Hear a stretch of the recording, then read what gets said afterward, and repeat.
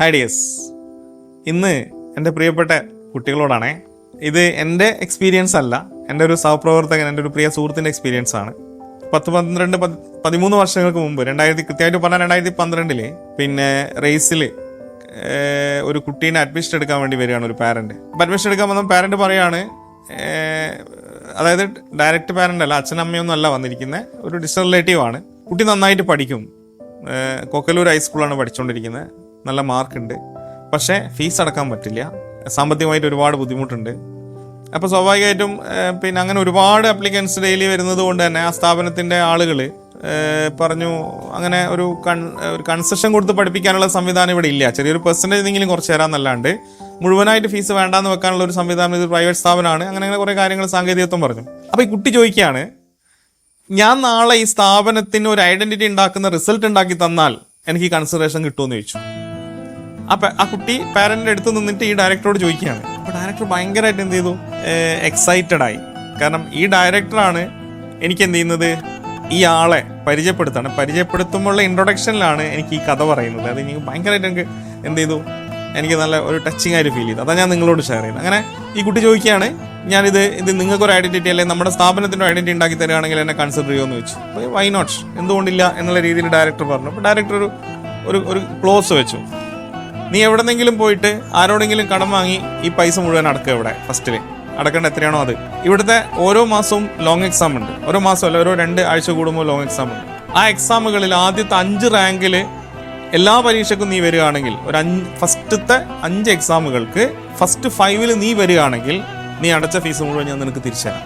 ഇതാണ് ഞാൻ വെക്കുന്ന കണ്ടീഷൻ എന്ന് ഡയറക്ടർ. കുട്ടി ആ വെല്ലുവിളി ഏറ്റെടുത്തു. ഈ കൂടെ ഉണ്ടായിരുന്ന ആ റിലേറ്റീവായിട്ടുള്ള അയാൾ നാട്ടിൽ നിന്ന് പോയി അവിടെ നിൽക്കുക, കുറച്ച് കാശൊക്കെ കളക്ട് ചെയ്ത് ഇവിടെ ഫീസ് കൊണ്ടുപോയി നടക്കുന്നത്. കുട്ടി ഇവിടെ ജോയിൻ ചെയ്യുന്നു. കുട്ടി ജോയിൻ ചെയ്തു. 1ാമത്തെ ലോങ് എക്സാം മുതൽ 5ാമത്തത് വരെയുള്ള ഡയറക്ടറോട് ഇത് മൈൻഡിൽ നിന്ന് വിട്ടു. ഡയറക്ടർ മനസ്സിൽ ഇതൊന്നും ഉണ്ടാവില്ലല്ലോ. 5ാമത്തെ പരീക്ഷ കഴിഞ്ഞ് റിസൾട്ട് വന്ന ദിവസം ഇയാൾ വേറെ ക്യാമ്പസിലാണ് ഇയാൾ പഠിക്കുന്നത്.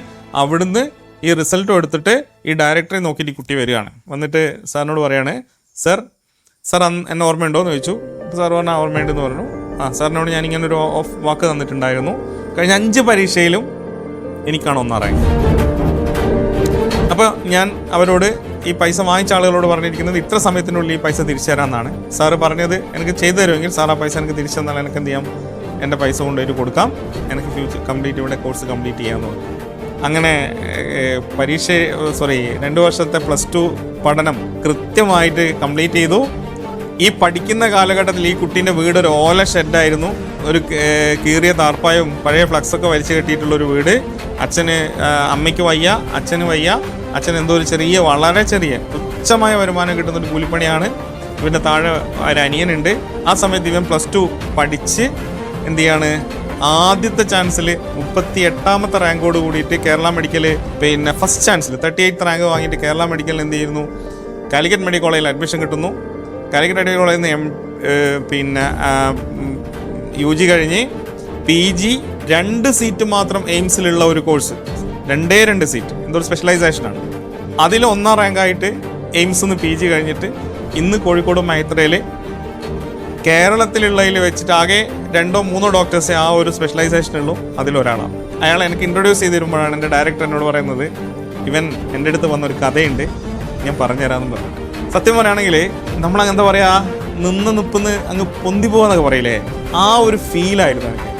ഇവൻ എന്ത് ചെയ്തു, ഇവൻ്റെ പിന്നെ കരിയർ മാറിയതോടുകൂടി, അതായത് ഇവനൊരു മെഡിക്കൽ സ്റ്റുഡൻ്റ് ആയതോടുകൂടി കുട്ടിക്ക് ട്യൂഷൻ എടുത്തുകൊണ്ടും മറ്റ് പല സംവിധാനത്തിലൂടെയും ഇവൻ്റെ അനിയനെ പഠിപ്പിക്കുകയും, അനിയൻ എന്ത് ചെയ്തു എന്ന് പറഞ്ഞു കഴിഞ്ഞാൽ പിന്നെ ട്രിവാൻഡ്രം CETയിൽ നിന്ന് BTech കംപ്ലീറ്റ് ചെയ്തു, MTech ചെയ്തു ചെന്നൈ IITയിൽ നിന്ന്.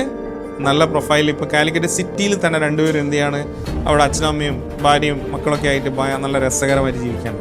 ഞാൻ പറഞ്ഞു വന്നത്, ഒരു കുട്ടിയുടെ ഇച്ഛാശക്തിയാണ് ആ ഫാമിലി മാറിയത്. ഒരാൾ രക്ഷപ്പെടുന്നതല്ല അത്, ആ ഒരൊറ്റ കുട്ടി തീരുമാനിച്ചതിൻ്റെ ഭാഗമായിട്ട് മാറിയിരിക്കുന്നത് ആ എൻറ്റയർ ഫാമിലിയാണ്. സോ നിങ്ങൾക്കും അങ്ങനെ ഒരു എക്സ്പീരിയൻസ് ഉണ്ടാക്കുക എന്ന് പറയുന്നത് നിങ്ങൾ തീരുമാനിച്ചാൽ മതി. ഇപ്പം എൻ്റെ തീരുമാനമാണല്ലോ ഞാൻ നന്നാവണോ വേണ്ടിയോ എന്നുള്ളത്. അപ്പം നിങ്ങളും ആ ഒരു തീരുമാനത്തിലേക്ക് എത്താം. Okay, all the best. Thank you.